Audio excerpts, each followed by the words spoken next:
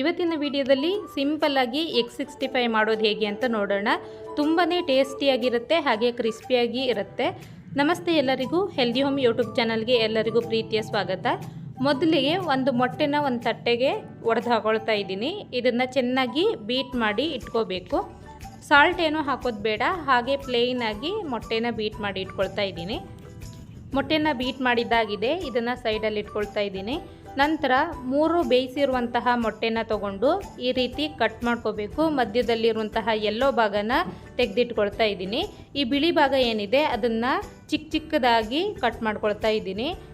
ತುಂಬ ಚಿಕ್ಕದಾಗಿ ಕಟ್ ಮಾಡ್ಕೊಳ್ಳೋದೇನು ಬೇಡ. ಮೊಟ್ಟೆನ 3-4 ನಿಮಿಷ ಚೆನ್ನಾಗಿ ಮೀಡಿಯಮ್ ಉರಿಯಲ್ಲಿ ಬೇಯಿಸ್ಕೋಬೇಕು. ಮೊಟ್ಟೆಯ ಯೆಲ್ಲೋ ಭಾಗ ಏನಿದೆ ಅದು ಕರೆಕ್ಟಾಗಿ ಬೇಯಬೇಕಾಗತ್ತೆ.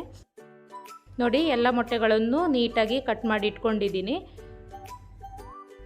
ಇವಾಗ ಮೊಟ್ಟೆಯ ಯೆಲ್ಲೋ ಭಾಗನ ಒಂದು ಬೌಲಿಗೆ ಹಾಕಿಬಿಟ್ಟು ಫೋರ್ಕ್ ಸ್ಪೂನಲ್ಲಿ ಈ ರೀತಿ ಸ್ಮ್ಯಾಶ್ ಮಾಡ್ಕೊಳ್ತಾ ಇದ್ದೀನಿ. ನೀವು ನನ್ನ ಚಾನಲ್ನ ಫಸ್ಟ್ ಟೈಮ್ ವಿಸಿಟ್ ಮಾಡಿದರೆ ಪ್ಲೀಸ್ ನನ್ನ ಚಾನಲ್ನ ಸಬ್ಸ್ಕ್ರೈಬ್ ಮಾಡ್ಕೊಳ್ಳಿ. ಇವಾಗ ಇದಕ್ಕೆ ಕಟ್ ಮಾಡಿರುವಂತಹ ಮೊಟ್ಟೆಯ ಬಿಳಿ ಭಾಗನ ಸೇರಿಸ್ಕೊಳ್ತಾ ಇದ್ದೀನಿ. ಇದಕ್ಕೆ 4-5 ಎಸಳು ಚಿಕ್ಕದಾಗಿ ಕಟ್ ಮಾಡಿರುವಂತಹ ಬೆಳ್ಳುಳ್ಳಿ, ಹಾಗೆ 2 ಹಸಿಮೆಣಸಿನ್ಕಾಯಿ ಚಿಕ್ಕದಾಗಿ ಕಟ್ ಮಾಡಿರೋದು, ತುರಿದಿರುವಂತಹ ಶುಂಠಿ 1 ಟೇಬಲ್ ಸ್ಪೂನ್ ಆಗುವಷ್ಟು ಹಾಕ್ಕೊಳ್ತಾ ಇದ್ದೀನಿ. ಈಗ 1 ಈರುಳ್ಳಿನ ಚಿಕ್ಕದಾಗಿ ಕಟ್ ಮಾಡಿ ಹಾಕ್ಕೊಳ್ತಾ ಇದ್ದೀನಿ.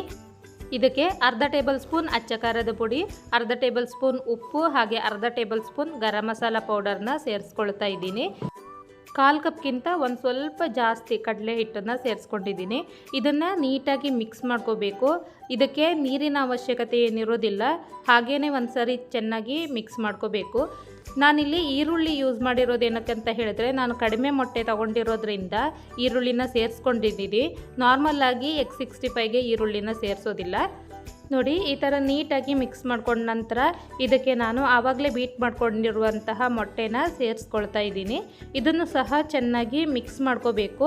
ಇಷ್ಟೇ ಇಂಗ್ರೀಡಿಯೆಂಟ್ಸ್ ಹಾಕೋದು ಇದಕ್ಕೆ.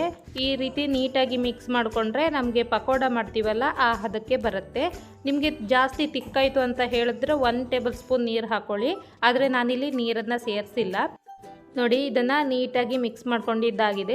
ಇವಾಗ ಸ್ವಲ್ಪ ತೆಕ್ಕೊಂಡು ಪಕೋಡ ರೀತಿ ಎಣ್ಣೆಯಲ್ಲಿ ಗರಿ ಆಗೋ ತನಕ ಚೆನ್ನಾಗಿ ಫ್ರೈ ಮಾಡ್ಕೋಬೇಕು. ಎಣ್ಣೆ ಒಂದು ಸಾರಿ ಚೆಕ್ ಮಾಡ್ಕೊಳ್ಳಿ ಬಿಸಿಯಾಗಿದೆಯಾ ಇಲ್ವಾ ಅಂತ ಹೇಳಿ. ಬರೀ ಮೊಟ್ಟೆನೇ ಯೂಸ್ ಮಾಡಿರೋದ್ರಿಂದ ಎಣ್ಣೆಯಲ್ಲಿ ಈ ರೀತಿ ನೊರೆ ಬರೋದು ಸಹಜ. ಇದನ್ನು ಗೋಲ್ಡನ್ ಕಲರ್ ಆಗೋ ತನಕ ಚೆನ್ನಾಗಿ ಫ್ರೈ ಮಾಡ್ಕೋಬೇಕು, ಹಾಗೆ ಕ್ರಿಸ್ಪಿಯಾಗಿ ಬರಬೇಕು. ಅಲ್ಲಿ ತನಕ ಮೀಡಿಯಮ್ ಉರಿಯಲ್ಲಿ ಇದನ್ನು ಫ್ರೈ ಮಾಡ್ಕೋಬೇಕು. 4 ಮೊಟ್ಟೆ ಯೂಸ್ ಮಾಡಿರೋದ್ರಿಂದ ಜಾಸ್ತಿ ಏನೂ ಆಗೋದಿಲ್ಲ, ಅದಕ್ಕಾಗಿ ನಾನು ಈರುಳ್ಳಿನ ಸೇರಿಸ್ಕೊಂಡಿದ್ದೀನಿ. ನೀವು ಜಾಸ್ತಿ ಮೊಟ್ಟೆನ ಸಹ ಯೂಸ್ ಮಾಡ್ಬೋದು, ಹಾಗೆ ಈರುಳ್ಳಿನ ಸೇರಿಸ್ಕೊಳ್ಳೋದೇನು ಬೇಡ. ನೋಡಿ, ಈ ರೀತಿ ಗೋಲ್ಡನ್ ಕಲರ್ ಬರೋ ತನಕ ಚೆನ್ನಾಗಿ ಫ್ರೈ ಮಾಡಿಕೊಂಡ್ರೆ ಸಾಕು. ಜಾಸ್ತಿ ಬ್ರೌನ್ ಕಲರ್ ಆಗೋದಕ್ಕೂ ಬಿಡಬಾರ್ದು. ಇವಾಗ ಇದನ್ನು ಒಂದು ತಟ್ಟೆಗೆ ತೆಗೆದಿಟ್ಕೊಳ್ತಾ ಇದ್ದೀನಿ. ನೆಕ್ಸ್ಟು ಇನ್ನೊಂದು ಬ್ಯಾಚನ್ನು ಕೂಡ ಇದೇ ಥರ ಕರೆದಿಟ್ಟು ರೆಡಿ ಮಾಡ್ಕೊಳ್ತಾ ಇದ್ದೀನಿ. ನೋಡಿ, ಇದು ಇನ್ನೊಂದು ಸಾರಿ ಕರೆದಿರೋದು. ಇದನ್ನು ಸಹ ತಟ್ಟೆಗೆ ತೆಗೆದಿಟ್ಕೊಳ್ತಾ ಇದ್ದೀನಿ. ಎಗ್ 65 ಮಾಡಲಿಕ್ಕೆ ನಾವು ಸ್ಟ್ರೀಟ್ ಸೈಡಲ್ಲೆಲ್ಲ ಯೂಸ್ ಮಾಡ್ತಾರಲ್ವ, ಅದೇ ರೀತಿ ಪಾತ್ರೆನ ಯೂಸ್ ಮಾಡ್ತಾ ಇದ್ದೀನಿ. ಇದಕ್ಕೆ ಸುಮಾರು 4 ಟೇಬಲ್ ಸ್ಪೂನ್ ಅಡುಗೆ ಎಣ್ಣೆ ಹಾಕ್ಕೊಂಡಿದ್ದೀನಿ. ಎಣ್ಣೆ ಬಿಸಿಯಾಗಿದೆ. ಇವಾಗ ಇದಕ್ಕೆ 4-5 ಎಸಳು ಬೆಳ್ಳುಳ್ಳಿನ ಚಿಕ್ಕದಾಗಿ ಕಟ್ ಮಾಡಿ ಹಾಕ್ಕೊಂಡಿದ್ದೀನಿ. 3 ಹಸಿಮೆಣಸಿನ್ಕಾಯಿನ ಸೀಳ್ಬಿಟ್ಟು ಹಾಕ್ಕೊಂಡಿದ್ದೀನಿ. ಸ್ವಲ್ಪ ಕರಿಬೇವಿನ ಎಲೆಗಳನ್ನು ಹಾಕ್ಕೊಂಡಿದ್ದೀನಿ. ಇದನ್ನು ಒಂದು ಸಾರಿ ಎಣ್ಣೆಯಲ್ಲಿ ಚೆನ್ನಾಗಿ ಫ್ರೈ ಮಾಡ್ಕೋಬೇಕು. ನಿಮಗೆ ಖಾರಕ್ಕೆ ತಕ್ಕ ಹಾಗೆ ಹಸಿಮೆಣಸಿನ್ಕಾಯಿನ ಯೂಸ್ ಮಾಡ್ಕೊಳ್ಳಿ. ಇವಾಗ ಇದಕ್ಕೆ ನಾನು ಕರೆದಿರುವಂತಹ ಮೊಟ್ಟೆಯ ಪೀಸಸ್ ಏನಿದೆ ಅದನ್ನು ಸೇರಿಸ್ಕೊಳ್ತಾ ಇದ್ದೀನಿ. ಇದನ್ನು ಸಹ ಎಣ್ಣೆಯಲ್ಲಿ ಒಂದು ಸಾರಿ ಚೆನ್ನಾಗಿ ಫ್ರೈ ಮಾಡ್ಕೋಬೇಕು. ಕ್ಲೀನಾಗಿ ಈ ರೀತಿ ಮಿಕ್ಸ್ ಮಾಡ್ಕೋಬೇಕು. ಗ್ಯಾಸನ್ನು ನಾನು ಹೈ ಫ್ಲೇಮಲ್ಲೇ ಇಟ್ಕೊಂಡಿದ್ದೀನಿ. ನಾನು ಆಲ್ರೆಡಿ ಅರ್ಧ ಟೇಬಲ್ ಸ್ಪೂನ್ ಉಪ್ಪನ್ನ ಯೂಸ್ ಮಾಡಿರೋದ್ರಿಂದ ಇವಾಗ ಇದಕ್ಕೆ ಸ್ವಲ್ಪ ಉಪ್ಪನ್ನು ಹಾಕ್ಕೊಳ್ತಾ ಇದ್ದೀನಿ.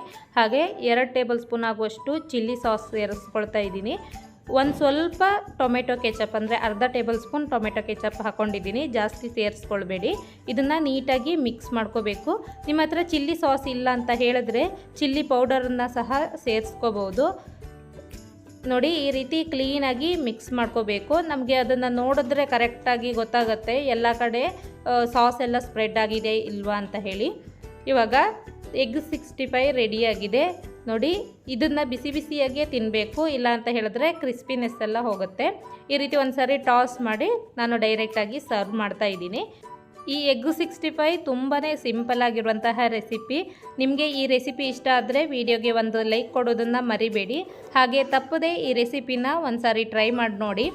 Thanks for watching.